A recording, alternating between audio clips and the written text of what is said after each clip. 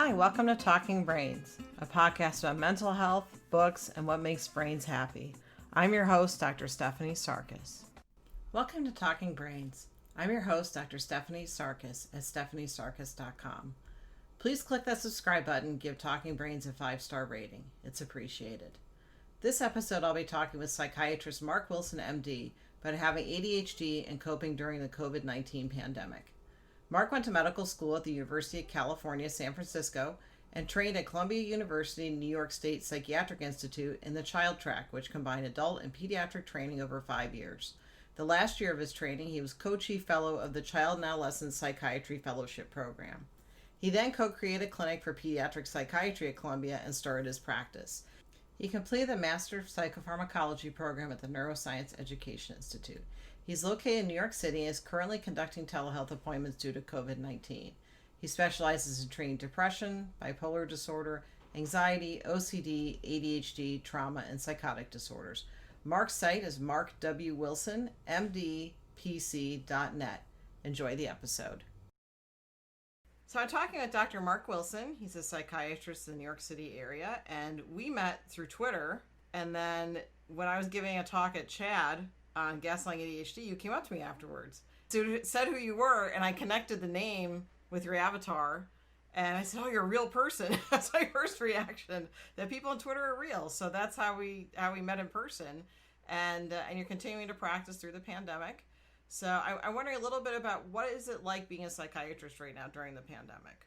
Well, first off, what's fascinating is all of us are clinicians and humans experiencing the exact same thing at the same time. But in terms of my practice and what I've been seeing and hearing, I was saying earlier to you that it seems to me, my experience was that, or my sense was that people were shell-shocked on some level. And that's what my conclusion was, that from maybe mid-March through mid-April, things were actually quieter than almost every other year at this time of year.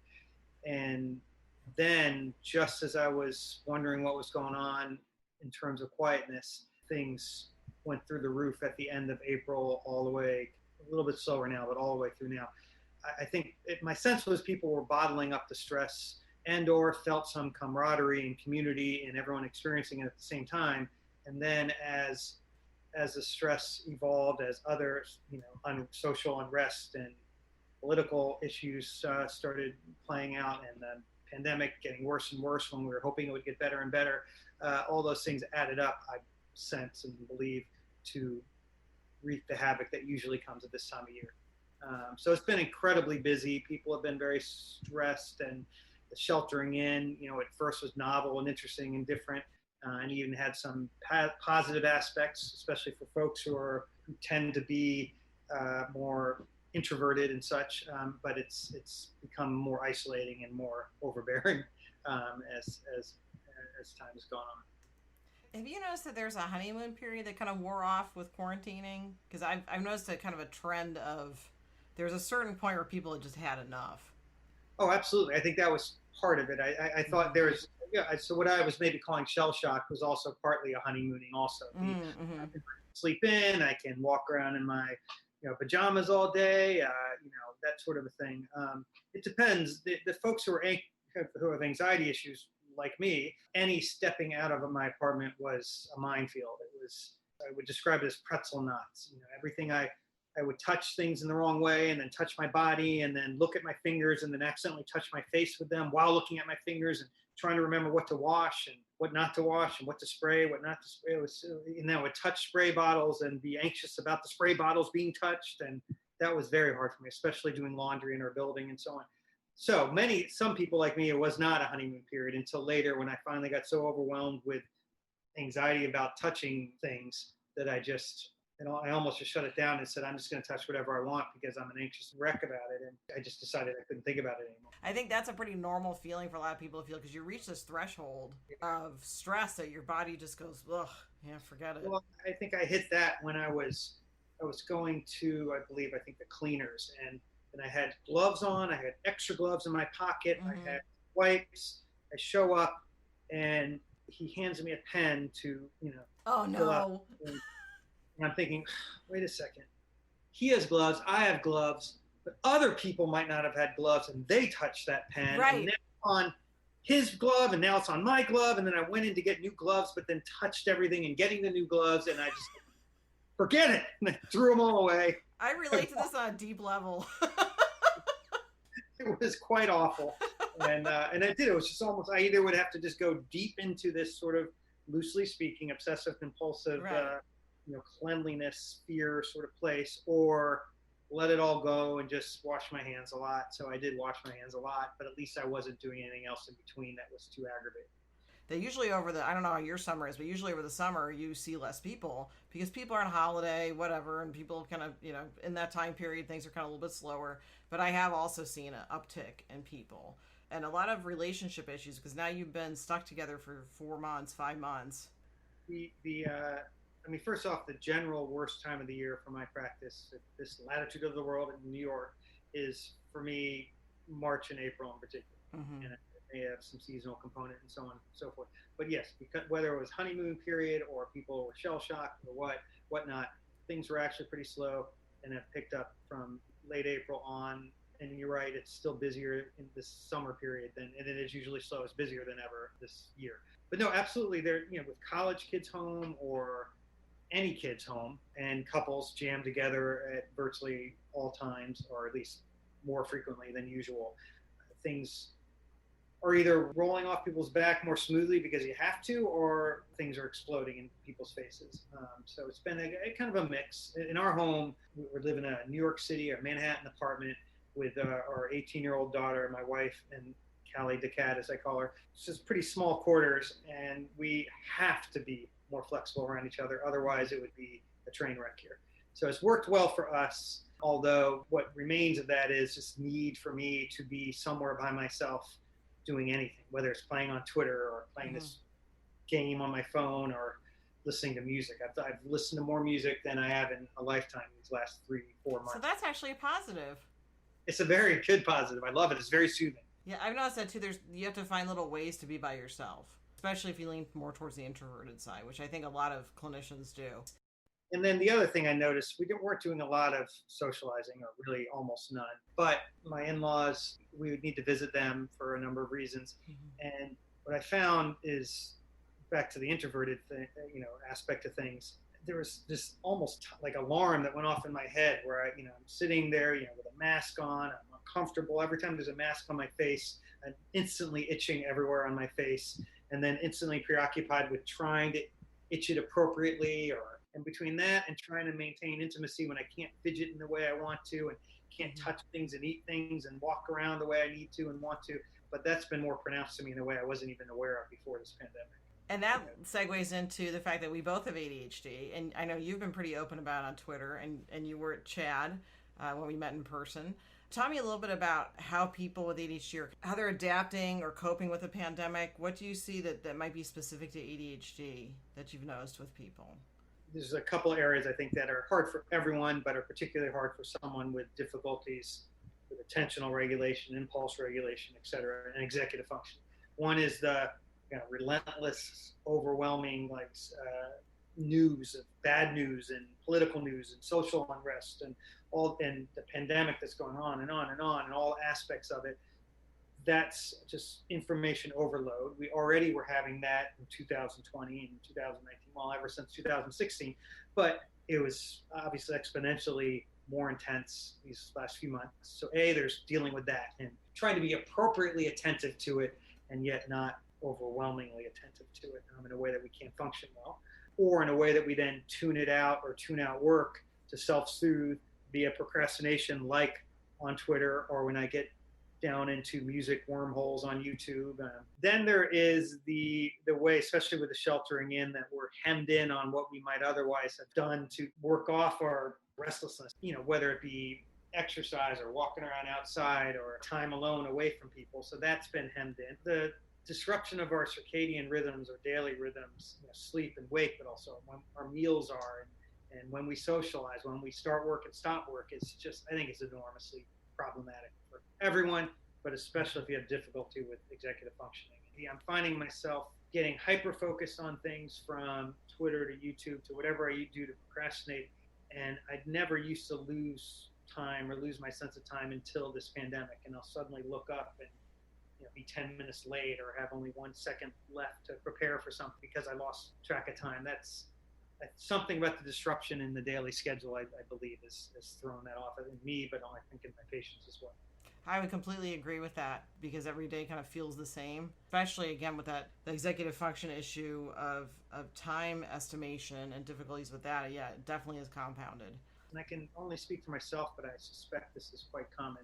First, in my office prior to the pandemic, most patients can pretty much figure out that I have ADHD. Actually, before the pandemic happened, I met with a woman who's probably in her 70s, I believe, and I was trying to make some point, and I very often will use some personal information to get to an analogy or a metaphor or something that will be useful. So I said to her, "You may not know, but I, in fact, have been diagnosed with ADHD myself." And before I could get the whole sentence out, she was cracking up. She had seen me for 16, 17 years now, and she said, "Dr. Wilson, the day I met you, I went home and I told my husband, this Dr. Wilson guy, he definitely has ADHD."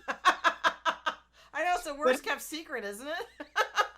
In the office, I talk loud, I talk fast, I veer off, and often have interesting anecdotes to bring back. But sometimes I'll realize halfway through that it just is a anecdote that is going nowhere, or I forgot where it was going, and I have to just abandon it and come back and start over again. I move my hands. I'm also half Italian, so that's part of that too. But I've moved my hands so much that I've knocked my glasses off my face. In the office, I move all the time, and it's, I'm fidgeting. On video, talking with a patient, their Wi-Fi connection was so poor that I needed to, or they politely requested that I not move so much. But most of the time, I'm actually, hold my hands together, so I'm not doing that because I'm trying not to look, but I see myself, and it's just I get distracted by looking at myself. And so therefore, I'm moving far less. My legs, I don't cross over usually when I'm doing the video work, so I'm very still. My legs are still. I'm not moving. I'm not fidgeting. And that is terrible for me because A, it takes a lot of work and it's exhausting to be still. And B, I could have had the best sleep, the most cups of coffee in the world. And if I can't fidget, my brain, it's as if my brain is just shuts down and I feel sleepy, and I'll, this happens not in movies because I can talk in movies, but if I go to a play or something where you can't talk and you can't fidget so much, then my brain shuts down and I get sleepy. So that effort to stay awake and engaged without moving around has been a tough one. And then it becomes exhausting by the end of the day. Today, here is a good example. I'm saying that the person who comes to clean our apartment once a week came for the first time in many, many months. And my daughter's home, and cats running rampant around our apartment. And I had to go from room to room. So I'm not in my usual place, which is in my home office, is my bedroom. And my cat was biting me because she was hungry. She's unusually hungry today. My patient was cracking up. It's been amusing in some ways for me to see someone's home life and their pets and their loved ones barge in the middle of things. It's been amusing for them to see me trying to wing it in my own apartment and so on. So it's been a great experience on the whole. But just like you said, the sitting still, that's been the tough. I mean, I'm getting better at it. It's kind of in some ways like a meditative almost. I'm so still. So maybe there's something good to that, but it's hard. It's hard work. I'm pretty open with people that I have ADHD. I mean, it depends on the situation, how open you are about it. But do you find that when you meet with people with ADHD, do they already know, maybe from seeing you online and on Twitter, that you have ADHD? Or most people don't know ahead of time. I mean, they might again figure it out while I'm talking with them, especially if someone has ADHD. But even if they don't, I'll often bring it up. I may or may not bring up issues around anxiety or my anxiety, but I almost always will bring up one or both of those things with people eventually. And most of the time, I think people are grateful for being open about it and don't seem to, if anything, they judge positively just in terms of being open. And I think it helps them feel heard and understood and all those kind of things. But I don't always know if my concerns about being open about ADHD and anxiety, if those concerns are based on stigma in a reasonable way, reasonable concern about stigma, or if it's my own self-image around what a psychiatrist should be like and look like and appear like. Before I lost my hair and my beard became white, I looked very young.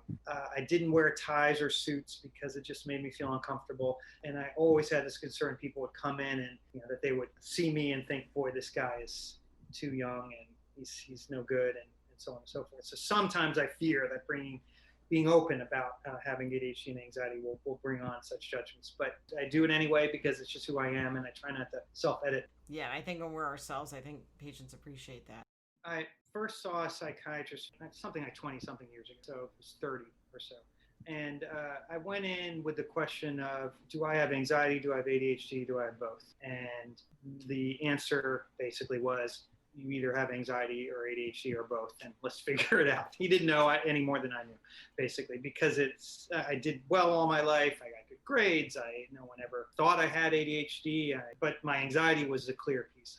So not knowing I had it, how did I decide to go into medicine and then into psychiatry? I started from the perspective of being fascinated with the brain primarily in middle school. I think the first entry into that was reading this terrible book by Michael Crichton called The Terminal Man. It's a story of a guy with temporal lobe epilepsy who they put in a set of electrodes somewhere in his brain to control it, and somehow that managed to turn him into a serial murderer or something to that effect. It was terrible, but it made me fantasize being a neurologist who used electrodes and had computers everywhere, and I would be the fancy neurologist who had images of brains and computers everywhere. Then I found, or around the same time, I found and read my mom's Introduction to Psychology textbook, which made me more fascinated, not so much with psychology, although it was that, but in my head I was excited about the brain still. And then Abnormal Psychology textbook, which I read also in middle school.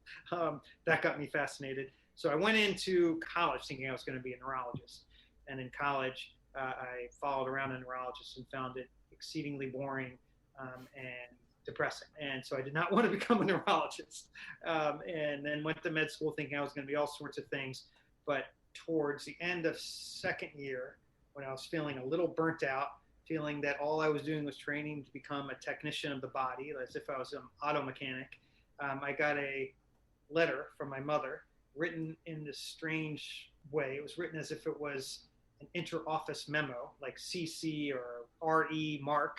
Anyway, dear Mark, she said, there was a person that she was working with who had to take a leave of absence because of an incident of sexual harassment, and she has some issues with PTSD related to it, and that made her think, you used to be interested in psychology.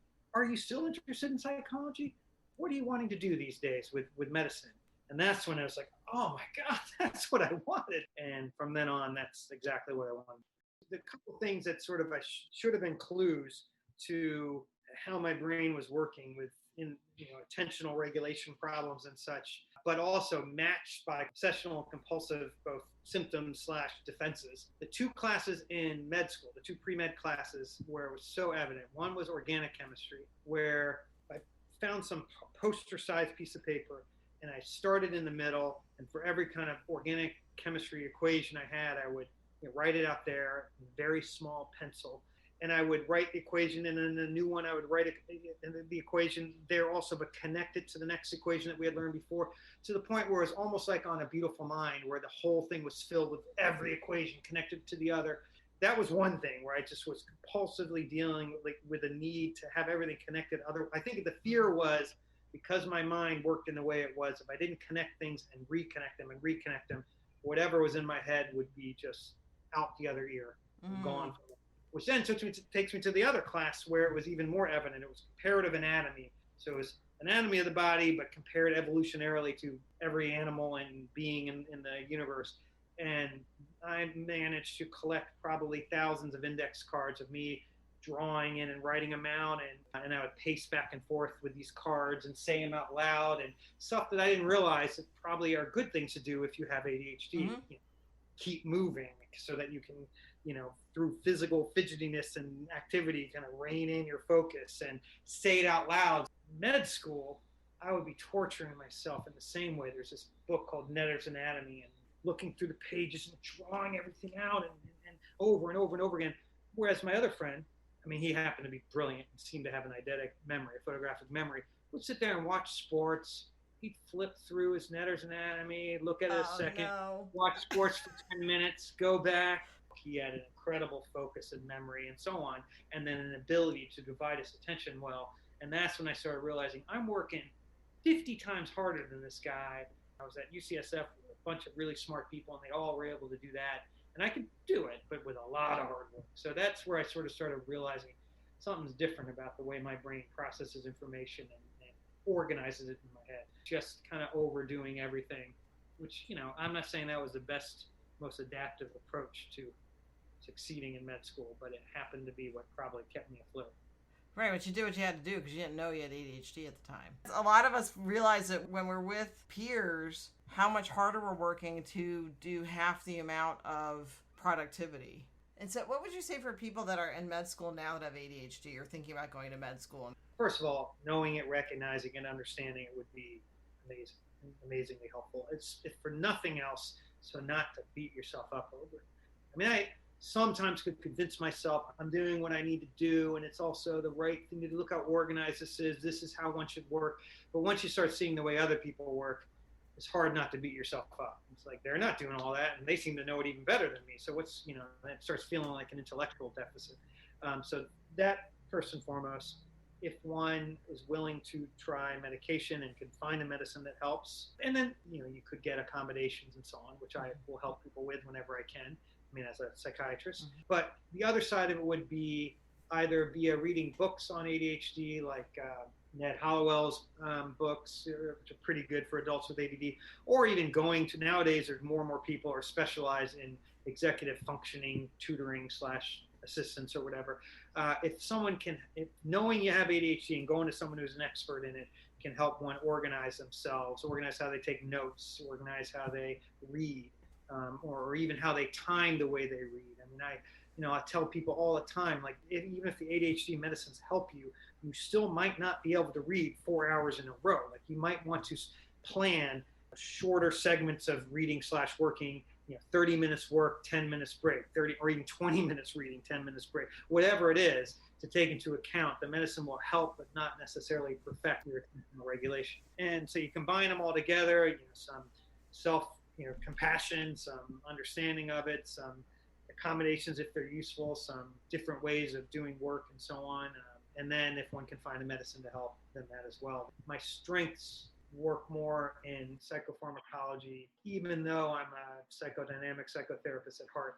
I think my mind wanders too much in a way that doesn't quite work for what I would want as a psychodynamic psychotherapist. So I've shifted and leaned into what my strengths are. It makes me feel good. That brings up a good point, though, is that in your chosen profession, focus on your strengths. Leaning into your strengths in terms of what you want to do. And if one can, further along, if one can delegate out some of those things that you're not so good at. It took me maybe, not that long, but maybe 7 years or 5 years or something like that to get an assistant.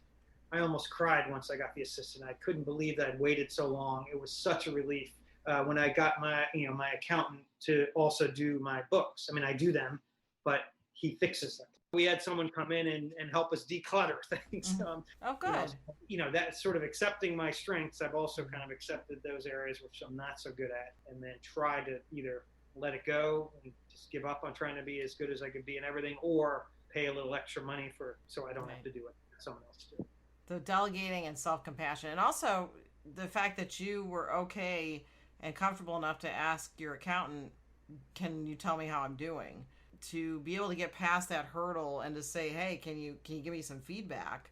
I think that's so important, but so hard for so many people to do. That leads me back to what you asked about in med school, but also as a psychiatrist or a mental health clinician. What can one do to lean into the strengths and move away from the negatives of it? 2 things I forgot: could sleep and exercise. And there's now research behind both of those as being effective non-medication treatments for anxiety and ADHD. So I know exercise and sleep have been always top for me. Medication first, but then those afterwards. I tell everyone who has trouble exercising that whether or not they have ADHD, that they need to ADD proof it. If they have trouble getting it started and keeping going. I have my recumbent bike over here. I used to go to the gym, but I have one here.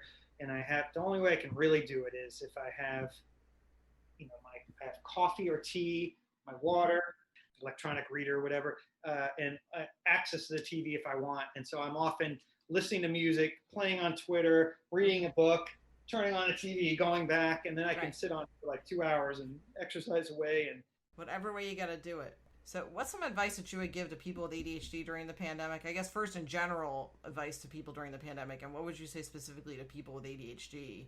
Yeah, I mean, I think almost everything I'd say, I'll say it from the perspective of ADHD because I think that applies to everyone, which is to whatever degree one is comfortable with. I think people will, have needed to and will continue to need to artificially regiment their days, at least to some degree, with some flexibility built within it. I think it is very difficult if you're not leaving your apartment to motivate oneself to go and say shower in the morning. But if one can, some semblance of a regimented morning to start the day, at least washing one's face, if not showering every day, having a regular breakfast at a more or less regular time, etc. Having breaks within the day where you're walking, if not outside, at least within the house, allowing some time and some downtime to procrastinate, but also structuring the times when you're going to do some work.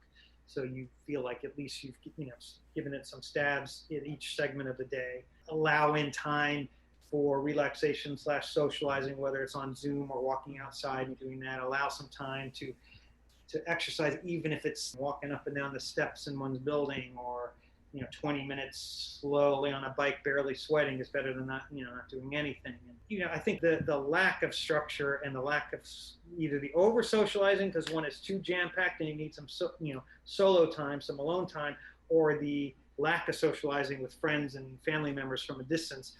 That balance, pulling in the friends you need to be pulled into and getting some distance from folks from time to time where you need distance from them as well, is also pretty critical. And then also just micromanaging information overload, especially folks with ADHD. The lack of structure means if you don't have it physically there, then your brain needs to, on its own, come up with a motivation to move forward. And with ADHD, it doesn't do that for tasks that are not inherently or imminently rewarding. So you have to sort of make it do that, make it a little more exciting, or at least easier to make the next step. Well, thank you very much. I think that's going to be helpful to so many people. Thank you to Dr. Mark Wilson for sharing his experience as a psychiatrist, a person with ADHD, and as a clinician during the COVID-19 pandemic. Mark's site is markwilsonmdpc.net. This is your Talking Brains host and author of the book Gaslighting, Dr. Stephanie Sarkis. I can be found at stephaniesarkis.com. Please click subscribe and give us a 5-star rating. It's appreciated. Have a great day.